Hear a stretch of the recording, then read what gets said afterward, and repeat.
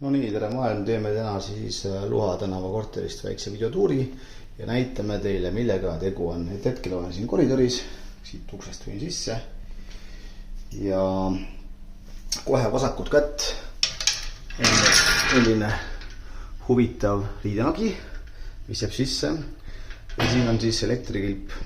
Nagu näete, tegu on kaasaegse elektrikilbiga, et siin nagu neid vanasi juhtmeid ei ole. Kohe vasakut kätt jääb meil siis vannituba,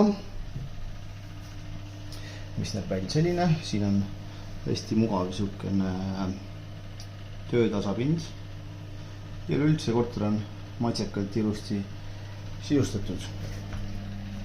Siin siis dušinurk ja siin ka piisavalt palju hoiustamisruumi. Elutuba ja koridori eraldab selline väike klaasist sein, mis toob natukene siia siukest privaatsustunnet, kui nii öelda. Võt nii. Siin nurgas on siis, oli eelmisel omanikul kontori nurk ja siis televiisor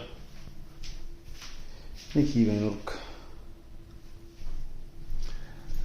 Vaatame ka, milline näeb välja köök. Siin selline pisikene söögilaud ja köök näeb meil siis välja selline, kus meil on õupuhasti,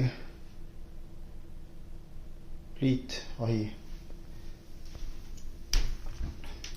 ja siin on meil siis köögikapid.